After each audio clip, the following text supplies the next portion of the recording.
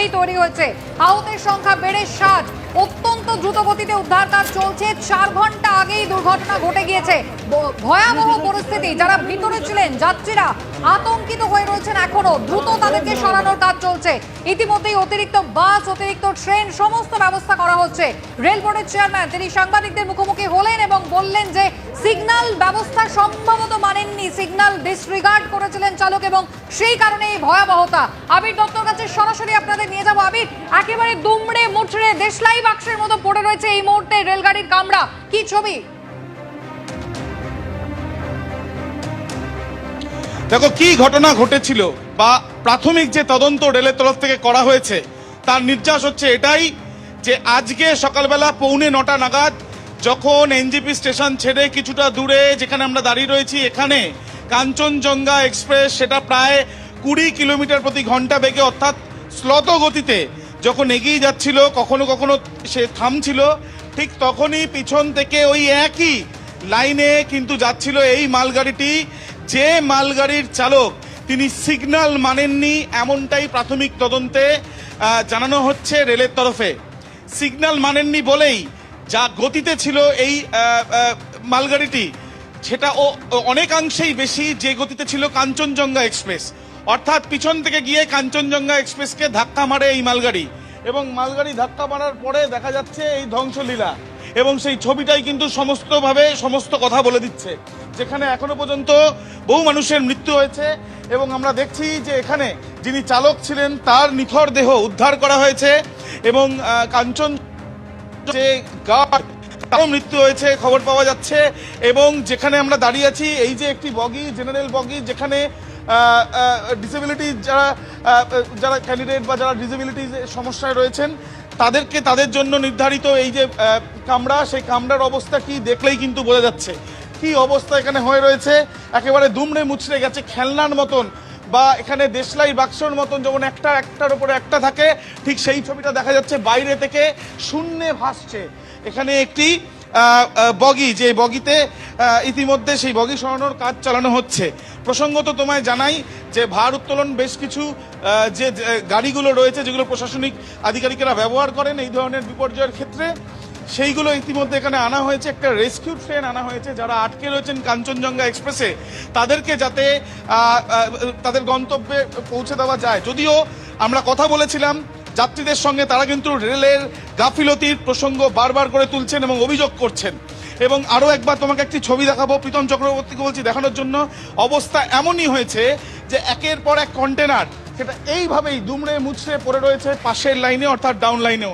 এবং তোমাকে দেখাচ্ছি যে এখানে একাধিক যে চাকা দেখা যাচ্ছে, এই একটি চাকা মালগাড়ির যেটা ঠিকভাবে রয়েছে বা লাইনেই রয়েছে, পাশের এই যে চাকা সেটা ডিরেল হয়ে গেছে, অর্থাৎ যে জার্ক এবং অর্থাৎ যে একটা যে ধাক্কা, সেই ধাক্কাটা কিন্তু যথেষ্টই। রেলের মাঝখানের জায়গাতেও বেশ কিছু ক্ষত বা ভেঙে গিয়েছে অংশ, সেগুলো আমরা দেখতে পাচ্ছি। এবং এই যে ঘটনায় সেখানে আশেপাশে বসতি সেরকম নেই, কিন্তু সেখানে যেটা রয়েছে সেটা হচ্ছে বেশ কিছু ক্ষেত বা সেখানে চাষের জমি, সেগুলোতে বেশ কিছু কিন্তু ক্ষয়ক্ষতি ছবিটা আমরা দেখতে পেলাম। এবং দেখাই যাচ্ছে এখানে কি অবস্থা হয়েছে, মানে যে কম্পন বা অনেকেই যারা ট্রেনের মধ্যে ছিলেন দেখা যাচ্ছে এখানে এই যে ওপর থেকে কন্টেনার পড়ে যাওয়ার জন্য রেলের কিন্তু দেখা যাচ্ছে যে এইভাবে পাথর খসে পড়েছে। এবং ইতিমধ্যে এবার ছবিটা তোমাকে দেখানোর চেষ্টা করব যেখানে আমরা দাঁড়িয়ে রয়েছি, সেখান থেকে যে আর্মিদের তরফ থেকে, বিএসএফ এর তরফ থেকেও কিন্তু এখানে আধিকারিকরা আছেন। এই হচ্ছে সেই ভার উত্তোলনের জন্য ব্যবহার করা যে গাড়ি, সেই গাড়ি ইতিমধ্যে এই কন্টেনার সরাচ্ছে। এবং তার সঙ্গে সঙ্গে এই হচ্ছে শিয়ালদা শিলচর 3176 উদ্ধার কাজের ছবি দেখাচ্ছিলেন আবির দত্ত। মালগাড়ির চাকা ডিরেলড হয়েছে, একই সঙ্গে যে সমস্ত কামরাগুলো দুমড়ে মুচড়ে গিয়েছে খেলনা গাড়ির মতন পড়ে রয়েছে, একেবারে ম্যানুয়ালি সেই সমস্ত কামরা সরানোর কাজ চলছে। অন্যদিকে আপনাদের জানিয়ে রাখি, দুর্ঘটনাস্থলে যাচ্ছেন মুখ্যমন্ত্রী মমতা বন্দ্যোপাধ্যায়। আগেই জানিয়েছে দিল্লি থেকে রওনা হয়েছেন রেলমন্ত্রী অশ্বিনী বৈষ্ণব। আশাবুল হোসেন আমাদের প্রতিনিধি রয়েছেন আমাদের সঙ্গে টেলিফোন লাইনে। আশাবুল, দুর্ঘটনাস্থলে যাচ্ছেন মুখ্যমন্ত্রী। দেখো অনুসূয়া, মুখ্যমন্ত্রী এই রেল দুর্ঘটনায় গভীরভাবে উদ্বিগ্ন এবং তিনি সকাল থেকে চেষ্টা করছেন দুর্ঘটনাস্থলে যাওয়ার, কিন্তু বিমান পাওয়া যাচ্ছে না। তুমি জানো যে মুখ্যমন্ত্রী গেলে শুধুমাত্র মুখ্যমন্ত্রী তো নন, তার সঙ্গে তার সিকিউরিটিরা থাকেন, অনেকগুলো আসনের দরকার হয়, কিন্তু সেই সংখ্যক আসন পাওয়া যাচ্ছে না বিমানে। ফলে মুখ্যমন্ত্রী রীতিমতো তার বাড়িতে প্রস্তুত হয়ে বসে রয়েছেন। এই মুহূর্তে যা খবর পাওয়া যাচ্ছে যে সরকারের তরফে যে বিমানটা ভাড়া নেওয়া হয় সেই বিমানটাকে ব্যবস্থা করা হচ্ছে যাতে মুখ্যমন্ত্রী সেই বিমানে তিনি পৌঁছতে পারেন, এবং যেটা সম্ভবত বিকালের দিকে সরকারের তরফে সমস্ত ব্যবস্থা রেডি হয়ে যাবে এবং মুখ্যমন্ত্রী তারপরেই রওনা দেবেন বাগডোগরার উদ্দেশ্যে, এবং বাগডোগরা থেকে তিনি যাবেন দুর্ঘটনাস্থলে যাবেন, সেখানে ঘটনাস্থল তিনি পরিদর্শন করবেন, তারপর বিভিন্ন জায়গায় হাসপাতালে যে আহতরা ভর্তি রয়েছেন তাদের তিনি দেখতে যাবেন বলে জানা যাচ্ছে। ফলে মুখ্যমন্ত্রী প্রস্তুত হয়ে রয়েছেন, কিন্তু বিমান পাওয়া যাচ্ছে না। সকাল থেকে তিনি চাইছিলেন ঘটনাস্থলে পৌঁছতে। এই মুহূর্তে সরকারের তরফে সরকারের যে ভাড়া করা বিমান তাতে যাতে তিনি যেতে পারেন সেই ব্যবস্থা হচ্ছে বলে সূত্র মারফত জানা যাচ্ছে। অনুসূয়া, ধন্যবাদ আশাবুল। কি কারণ হতে পারে এই দুর্ঘটনা? রীতিমধ্যেই সেই প্রশ্ন কিন্তু উঠতে শুরু করেছে। আপনাদের নিউজ রুমে নিয়ে যাবো, রাজশ্রী দত্তগুপ্ত রয়েছেন আমাদের সঙ্গে। রাজশ্রী, গতবার যখন করমণ্ডল এক্সপ্রেস দুর্ঘটনা ঘটেছিল, মুখ্যমন্ত্রী প্রথম প্রশ্ন তুলেছিলেন যে অ্যান্টি কলিশন ডিভাইস তিনি চালু করার কথা বলেছিলেন, কোথায় সেই অ্যান্টি কলিশন ডিভাইস? আজও কি সেই একই প্রশ্ন উঠবে? এবং একটাই লাইনে কিভাবে কাঞ্চনজঙ্ঘা এক্সপ্রেসের পিছনে মালগাড়ি চলে এলো? তাহলে কি এখানেও সিগন্যাল সিস্টেমে কোনো সমস্যা রয়েছে, গাফিলতি রয়েছে, এটাই মনে হচ্ছে? সব থেকে বড় প্রশ্ন কিন্তু সেটাই, এই এক লাইনে বারবার অনেকগুলো ট্রেন বা একাধিক ট্রেনের চলে আসা এবং তাতে দুর্ঘটনা এবং তাতে মানুষের মৃত্যু, অসংখ্য মানুষের আহত হওয়া, এই ঘটনা ধারাবাহিকভাবে বারবার ঘটে চলেছে।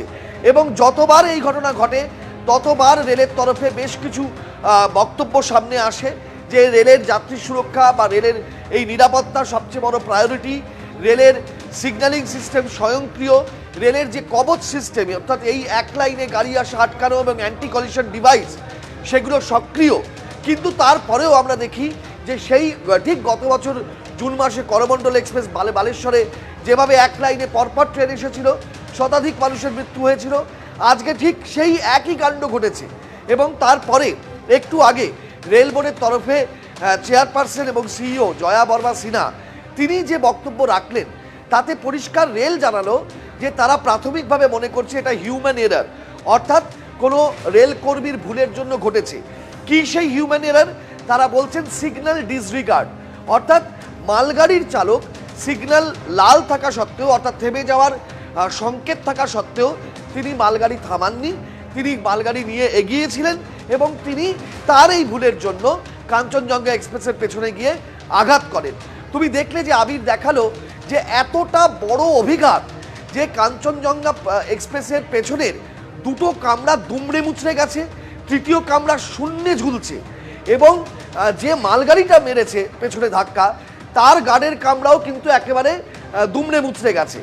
রেলের যেটা যুক্তি এবং দাবি যে মালগাড়ির চালক এবং কাঞ্চনজঙ্ঘা এক্সপ্রেসের পেছনের কামরার গার্ড এবং আরেকজন এরা মারা গিয়েছেন। 3 জন রেলকর্মীর মৃত্যু হয়েছে, 5 জন যাত্রীর মৃত্যু হয়েছে। কিন্তু সংবাদ সংস্থা পিটিআই জানাচ্ছে এখনো পর্যন্ত 15 জনের মৃত্যু হয়েছে, আরও খোঁজ চলছে। এবারে এই যে কবচ সিস্টেম, এই কবচ সিস্টেমের কথায় আজকেও রেল বোর্ড আবার জানালো যে কবচ সিস্টেম এখনো পর্যন্ত 1500 কিলোমিটার রেলপথে লাগানো হয়েছে এবং এই বছরে আরও 3000 কিলোমিটার রেলপথে কবচ সিস্টেম লাগানোর কাজ চলছে এবং এটা এই বছরে সম্পন্ন হবে, যার মধ্যে বাংলার দিল্লি হাওড়া রুট আছে। কিন্তু এই যে বাক্যগুলো বলা হয়, এই যে কথাগুলো বলা হয় বারবার রেল বোর্ডের তরফে, কোনো সময়ই সেই দুর্ঘটনা প্রতিরোধ করা গেছে, রোখা গেছে, সেটার কিন্তু ঘটনাক্রম সামনে আসছে না। আবারও সেই বলা হচ্ছে এখন হিউম্যান এরার, কি ঘটেছে তা জানা যায়নি, বিশদে পরে তদন্ত হবে। কিন্তু এই এক লাইনে ট্রেন চলে আসা এবং তার ফলে মানুষের মৃত্যু, মানুষের আহত হওয়া, এইরকম একটা বিপর্যয়, সেইটা কিন্তু কোনোভাবে থামছে না এবং এই প্রশ্নের কোনো সদুত্তর, স্পষ্ট উত্তর, কোনো যুক্তিগ্রাহ্য ব্যাখ্যা রেলের কাছে আজকেও নেই এবং আগে যতবার দেয়া হয়েছে তারপরেও দেখা গেছে একই ঘটনার পুনরাবৃত্তি করছে। একেবারে রাজস্বী, এবং খুব স্বাভাবিকভাবেই ফের একবার প্রশ্ন উঠবে যে অ্যান্টি কলিশন ডিভাইস, তাহলে এবারও কি সেই সমস্যাটাই এখানে সব থেকে গুরুতর হয়ে উঠলো? সিগন্যাল মানেননি এবং একেবারে হিউম্যান এরর, যিনি চালক ছিলেন মালগাড়ির তার তরফ থেকে ভুল হয়েছিল, রেল বোর্ডের তরফ থেকে এমনটাই প্রাথমিকভাবে জানানো হচ্ছে। তবে এই গোটা কারণ সম্পর্কে কিন্তু আরো গভীরে তদন্ত হবে এমনটাই বলা হচ্ছে।